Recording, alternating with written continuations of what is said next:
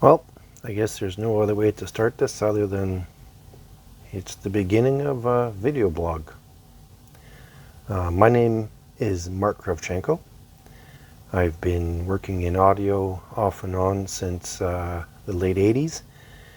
88, 89 was the beginning of my just integrating woofers and tweeters into enclosures like most DIY guys. And in the late 90s, 97 was the beginning, I started designing drivers. So I've been doing that for quite a few years. I decided to take a shot at doing a video blog, basically because it's easier to talk than it is to type. Why not? Truth, honesty. I've got a lot of different opinions on things in audio. Some of them are grounded in understanding and study. Some of them are just simply my own opinions. Some of the stuff that I'm going to be saying in these little quick videos are maybe correct, maybe incorrect. You guys have different ideas. Comments are below, right? And comments are to comment on and discuss. So that's the whole point of this. A little bit of discussion, a little bit of getting to know what's going on and who I am. A lot of times people ask when you got into audio. You guys remember Radio Shack? I guess North Americans would definitely remember Radio Shack, even Great Britain. In the 80s, early 80s, when I was 12 or 13, I got the idea that I'm going to build some loudspeakers. My father was a cabinet maker, carpenter, cabinet maker, and I had helped him since I was 7. So the idea of making a box and sticking drivers into it wasn't too foreign of an idea. And I went out and saved up my shekels and spent a whopping $300. I think that was in 81, so that was a serious chunk of change.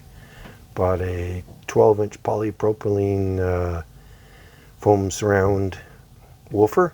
I think it was made by Onken. I didn't know that back then, but later on I learned it was made by Onken. They had a small little 3-inch mid-range and a leaf or anyway, ribbon tweeter by Philips. Way back when. And of course there was the all-in-one three-way crossover that you just plug and play and life's grand, right? I knew nothing about crossovers, nothing about a port. I literally had I had a tube. It was about that long. We stuck it in the box. That was the complete level of my understanding of vented loudspeakers. And it worked. And it sounded pretty good for what we knew about and what we were listening to. I got into audio specifically. I like music.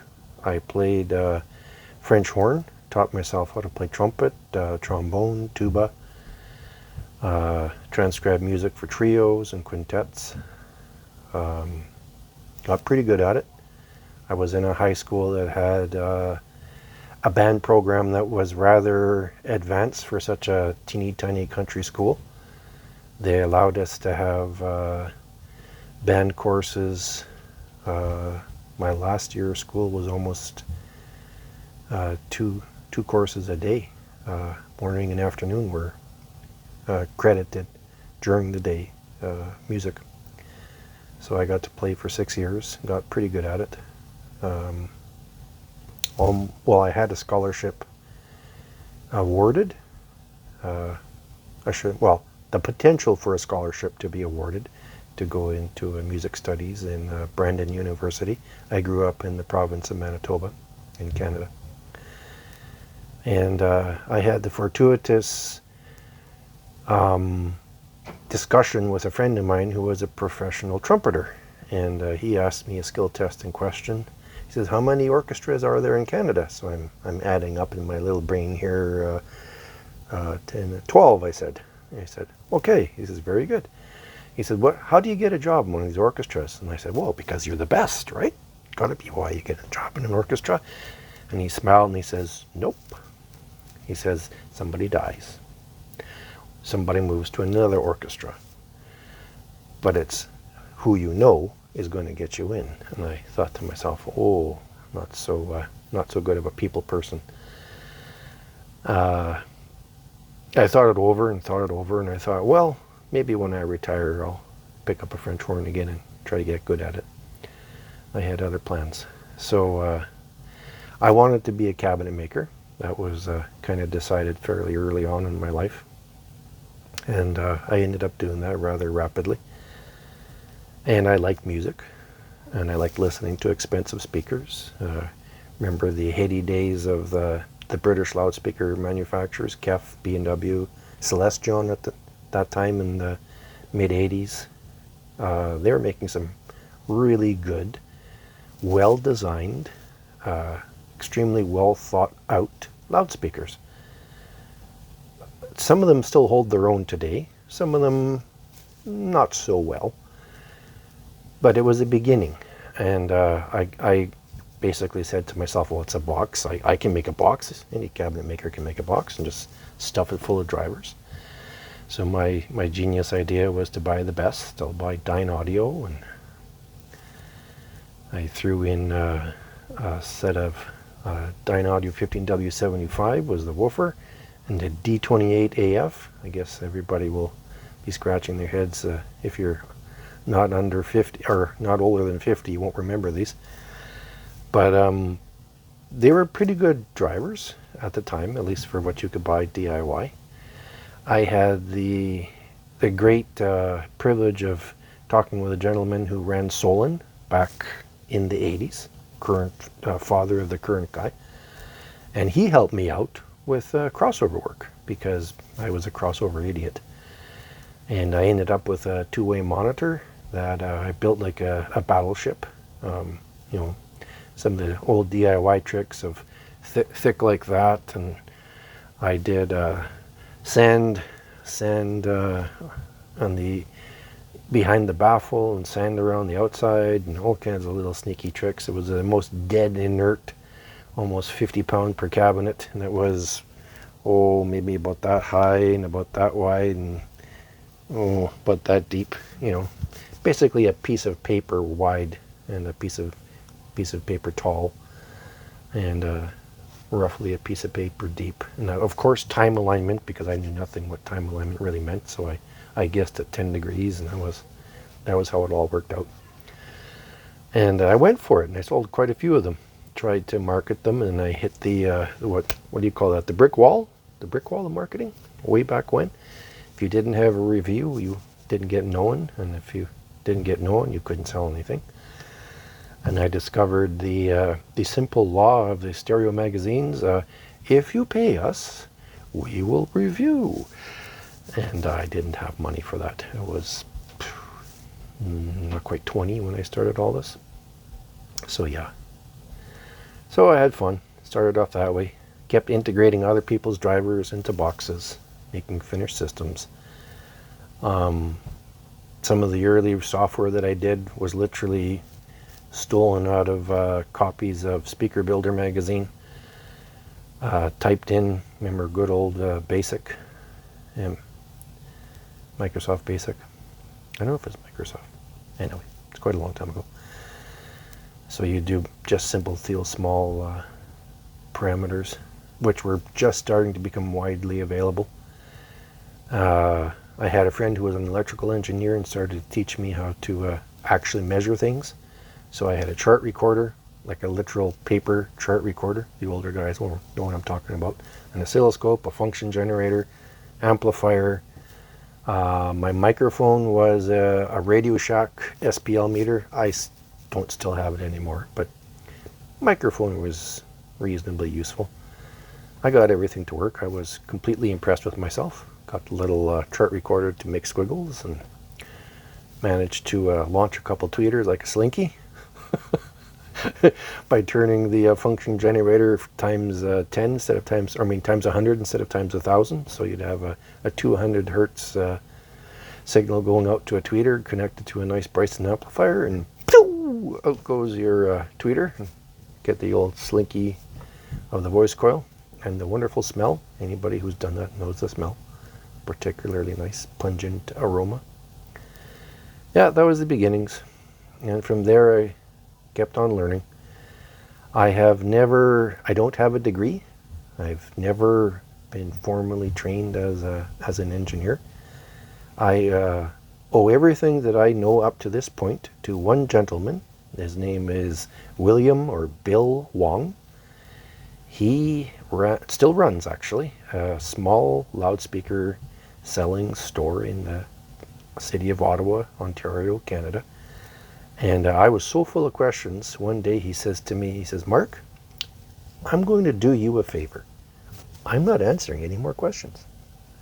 What I'm going to do is send you here." So where did he send me? Guess. In the late 80s, there was something in Ottawa called the National Research Council. There were guys working there. Floyd Toole, Todd Welty, a couple of people who knew their way around audio quite well. And there is a library building there, 7 stories, quite a large building, called the Sisti Library. And there are no history books, there are no novels, there's nothing autobiographical, or all it is technical journals and technical books. And back then you could go up into the stacks and pull out anything you wanted, photocopy to your heart's content. And I was told by Bill, get yourself a library card for over there, which they allowed back then. And I spent better part of 3 years of spare time camped out up in the stacks, or down by the photocopier, or at my home, reading and rereading and rereading again, because some of my math skills are still scant. I think the highest level calculus I ever got into was projectile calculations in physics classes in school. So some of it is still, how do you put it, far above my head, but there are programs for these wonderful things. Makes up for some of my deficiencies. But that's how I learned. So to say self-taught, it's kind of pompous. Stood on the shoulders of everybody who wrote all those articles. Good old study from the Loudspeaker Cookbook, written by Vance Dickinson. What I would do is follow up on the bibliography. Remember those things? Where people would put sources for the information that they've written down.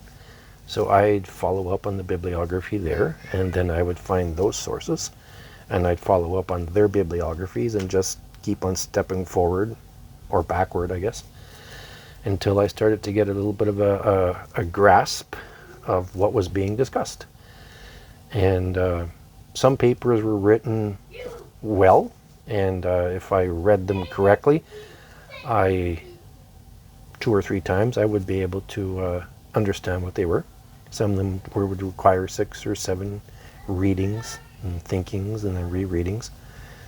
And slowly but surely I was taught acoustics.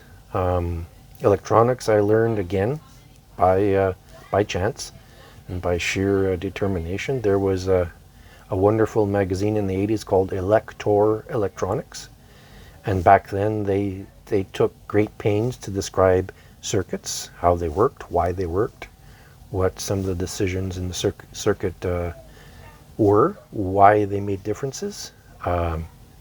Even Audio Magazine back then, you would have some pretty in-depth discussions of the amplifier topologies, and I would study them to understand what they all meant. Don Keel was doing really good in reviewing loudspeakers for Audio Magazine back then. And before that, there was the guy who did TEF. Can't remember his name right now. But again, all these different people were doing some very interesting work back then, and I just happened to be at the right places at the right time, and had some parents who taught me well how to study and how not to give up. And from there on in, I started working and making things for people that they seemed to like. There's lots of other things, obviously. That's only taking me up to the 90s. It's an introduction. Again, my name's Mark Kravchenko. I I'm the chief cook and bottle washer of Kravchenko Audio, and this is the beginning of the Vblog. Hope you understood some of it and liked it. Thanks for watching.